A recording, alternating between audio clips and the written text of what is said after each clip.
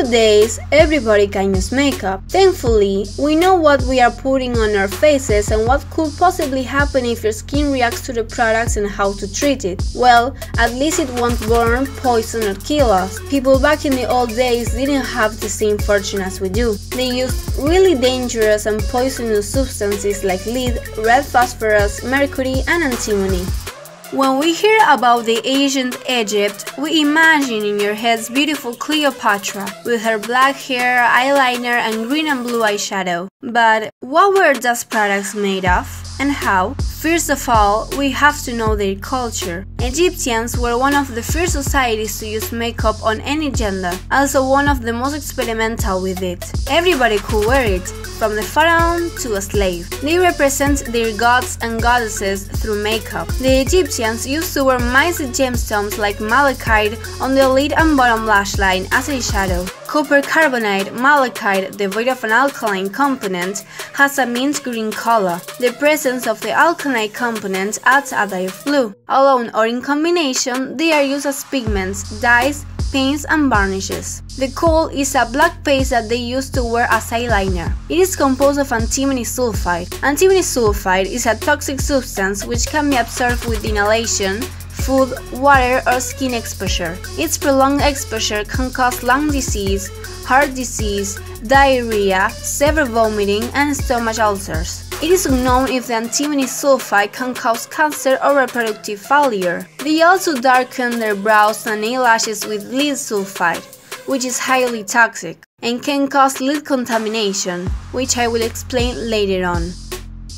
In the ancient Greece, too much makeup in women were frowned upon, especially by the male elite who believed a woman's main role in life was to be virtuous and stay in the house to oversee its running.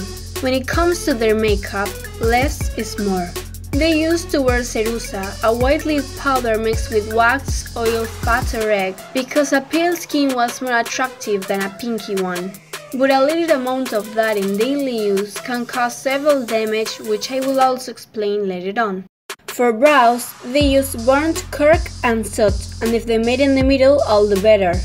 They also wear a little bit of color in the lips and cheeks, using mercury and red phosphorus-based dyes. Phosphorus poisoning is the set of signs and symptoms that are derived from ingestion or inhalation of this element in the body. We must differentiate whether the toxin is white phosphorus or red phosphorus, which is less toxic. It inhibits oxidation in cells, thus interfering with the anaerobic phase of cellular respiration. This leads to fat degeneration, leading to cell death. This cytolysis becomes especially relevant in the liver, myocardium, kidney and skeletal muscle. The blood vessels present degeneration of the muscular tunica, diminishing its resistance and predisposing vascular ruptures and hemorrhages. It has direct action in the respiratory system and on the central nervous system, in which it first generates stimulation and then a depression.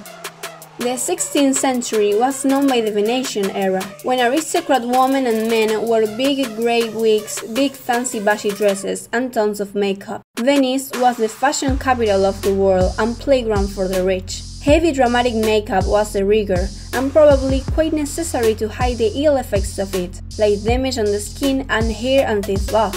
From this moment on, lead powder started leading this industry. It was exclusive, expensive and harmful. Lead is a highly toxic metal and a very strong poison. Lead poisoning is a serious and sometimes fatal condition. It occurs when the lead builds up in the body. It is a metal devoid of biological value. It is not required for the normal functioning of living beings. Due to its size and load, lead can replace calcium, and more preferably its accumulation site, the bone tissue, where its half-life is over 20 years. Osteoporosis, pregnancy or chronic disease can cause this lead to be incorporated more quickly into the blood. Problems related to lead exposure include damage to the kidneys, damage to the gastrointestinal tract, damage to the reproductive system, damage to the blood-producing organs, neurological damage, abortions and death. For chicks, flaming red blush was fashionable. which was created by using mercury dyes like vermilion, cinnabar, which is composed of 85% mercury and 15% sulfur. Mercury is also highly toxic and causes mercury poisoning too. The toxic effects include damage to the brain, kidneys, and lungs. Mercury poisoning can lead to several diseases, including acrogynia, pink disease, Hunter-Russell syndrome, Minamata disease, and even death. Symptoms usually include sensory impairment, vision, hearing, speech, altered feeling, and lack of coordination. The type and degree of symptoms they present depend on the individual toxin, dose, and method and duration of the exposure.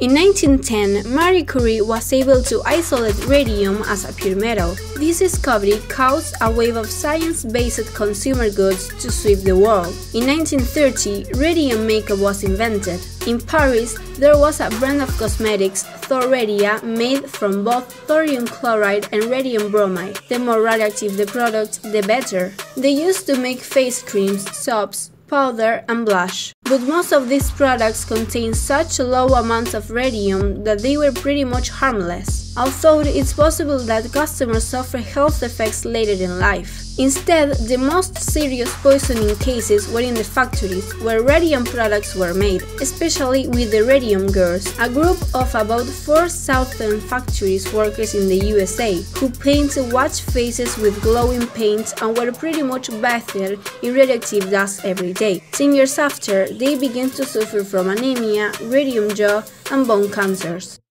In conclusion, makeup wasn't always funny. People through decades have learned about the components that they were putting on their faces and how to prevent the dangerous reaction of the chemicals in your health. Today, there were a lot of organizations that take care of the control of food, cosmetics, and medicines. They approve the commercialization of the product, and there you have it, ready for you to buy it and use it, so don't panic.